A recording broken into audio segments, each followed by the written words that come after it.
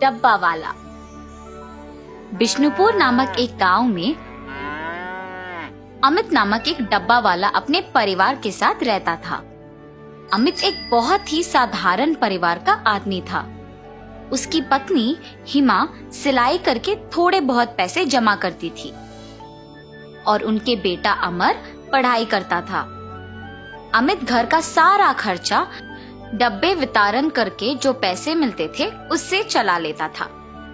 अमित हर दिन सुबह 8 बजे उठ के अपने साइकिल पे शुरू होके घर घर को जाके नाश्ते के डिब्बे इकट्ठा करता था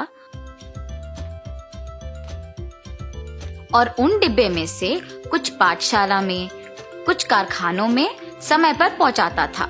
ऐसे ही हर दिन बहुत डब्बे वितरण करके डब्बे के 10 रुपए लेता था। आए हुए पैसों के साथ अपने बेटे को एक अच्छे स्कूल में पढ़ाता था। अमित जिस स्कूल में डब्बे पहुंचाता था उसी स्कूल में उसका बेटा अमर पढ़ता था। उसके पिता का हर दिन ऐसे धूप और बारिश में साइकिल चलाना, पसीने में मेहनत करना अमर को बहुत दुख देता था।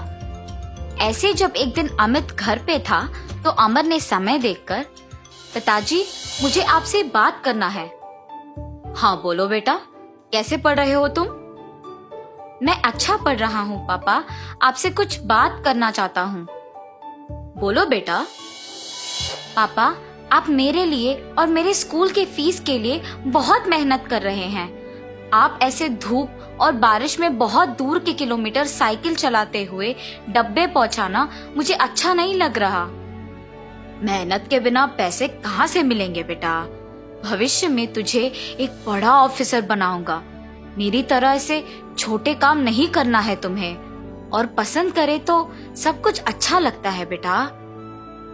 पिताजी की बातें सुनकर अमर सोचता है कि वो सारी बातें सच हैं, पर फिर भी उसे तसल्ली नहीं होती है और अपने पिता को ऐसे मेहनत करना देख नहीं पा रहा था। उसने सोचा कि इन सब का हल सिर्फ उसका अच्छा पढ़ना ही होगा। इसीलिए वो दिन रात मेहनत से पढ़ाई करता है। ऐसे पढ़ाई करते वक्त अमर को अपने पिता का काम आसान करने के लिए एक उपाय सूझता है। तुरंत वो उसके विचार सारे एक पेपर पे लिखता है।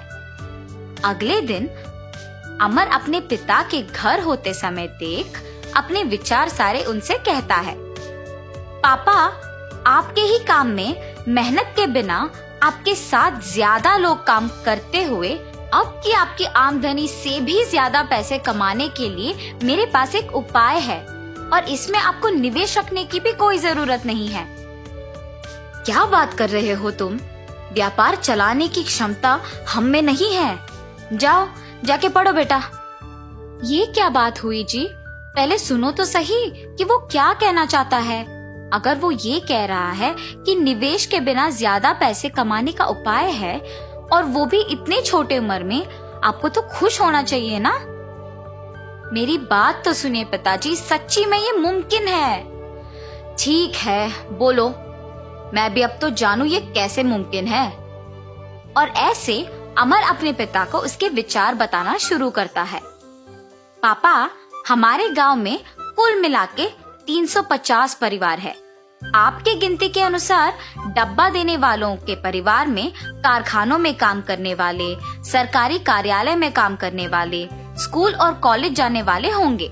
इसीलिए उन सारी जगहों में मैं अपने दोस्तों के साथ नौकरी का मौका है। इच्छुक लोग आवेदन कर सकते हैं। निम्नलिखित पता पे आके अपना नाम और बाकी विवरण दे के नौकरी तुरंत शुरू कर सकते हैं। ऐसे पेपर में लिख के दीवारों पे चिपकाएंगे। उसके बाद जितने भी लोग आते हैं उन सबको यही काम समान रूप से विभाजित करेंगे। महीने के अंत में आए हुए पैसों में आधा हम उनको दे देंगे और आधा हम रख लेंगे। ठीक है, तुम्हारे गिनती तो मुझे समझ नहीं आ रहे, पर इसे हम ईमानदारी से कोशिश करेंगे। पढ़ाई का ज्ञान तुम्हारा है बेटा और जिम्मेदारी का डर है मेरा। मैं ये नहीं कह रहा हूँ कि तुम्हारा सोच गलत है। तुम जाके तुम्हारे दोस्तों के साथ दीवारों पे नौकरी का अवसर के पेपर चिपकाओ। उसके बाद हम देखते हैं कि क्या करना है। ऐसे कहकर अमित वहाँ से चला जाता है। अपने पिता का दिया हुआ अवसर देख अमर अपने दोस्तों के साथ स्कूल, सरकारी कार्यालय, कारखाने, कॉलेज जैसे जगहों के बाहर उन पत्रिकों को चिपकाता है। और इतना ही नहीं, वहाँ पे लोगों को भी उसने बताया कि उसके पिता ने एक नया व्यापार शुरू किया और उसमें नौकरी का अवसर है। सभी को अमित के व्यक्तित्व के बारे में सालों से पता है, क्योंकि वे डब्बा वाले की तरह सालों से काम कर रहे हैं। तो इसीलिए गांव के लोग उसके पास काम करने के लिए सहमत होते हैं। नौकरी के बारे में विज्ञापन करने के कुछ ही दिनों में 60 लोग अमित के घर नौकरी के लिए आते हैं। आए हुए 60 लोगों को 5 अलग अलग भाग के जगहों के लिए विभाजन करते हैं। 12 लोग कारखानों के लिए, 12 सरकारी कार्यालय के लिए, 24 लोग स्कूल और कॉलेज के लिए और 12 को बाकी जगहों के लिए विभाजन करते हैं। इन सबको डब्बे इकट्ठा करके उन्हें उनके जगहों पे पहुंचाना था और सब काम पे लग जाते हैं उनके साइकिल पे। पहले महीने बाद डब्बा बेचने वाले परिवार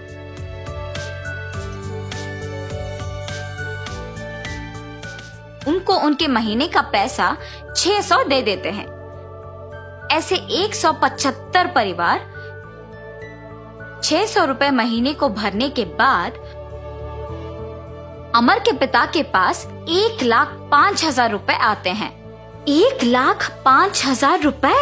उसमें से आधा तो हमारे साथ काम किए कर्मचारियों को देने में ही जाएगा। फिर भी 52,500 रुपए तो बच जाते हैं। मेरा बेटा तो हीरो है। अमित ऐसे बहुत ही कम समय में एक अमीर व्यापारी बन जाता है। अमित के जीत का गांव के सारे लोग अभिनंदन करके उसका सत्कार करते हैं। पर उस समय पर अमित कहता है कि सत्कार उसे नहीं बल्कि उसके बेटे का करना चाहिए। इस जीत के पीछे मैं नहीं बल्कि मेरा बेटा है। 16 साल के मेरे बेटे से मेरी मेहनत और पसीना देखा नहीं जा रहा था और उसने तब इस व्यापार के बारे में सोचा। मेरे पास आके उसने इस उपाय के बारे में कहा। पढ़ा लिखा ना होने के कारण मुझे तो ये सब समझ में नहीं आया, पर उसने हार नहीं मानी और मुझे इस व्यापार के बारे में सब कुछ समझाया, नौकरी के अवसर के बारे में सबको बताया और मुझे यहाँ तक ले आया। मेरा बेटा ही असली हीरो है। ऐसे कहकर अमर का सत्कार करता है अमित। तो इस कहानी का नैतिक अच्छे विचार सोचने के लिए उम्र की कोई जरूरत नहीं होती है। अगर अपने मन में कुछ ठान ले और कृषि करे तो सफलता जरूर मिलेगी।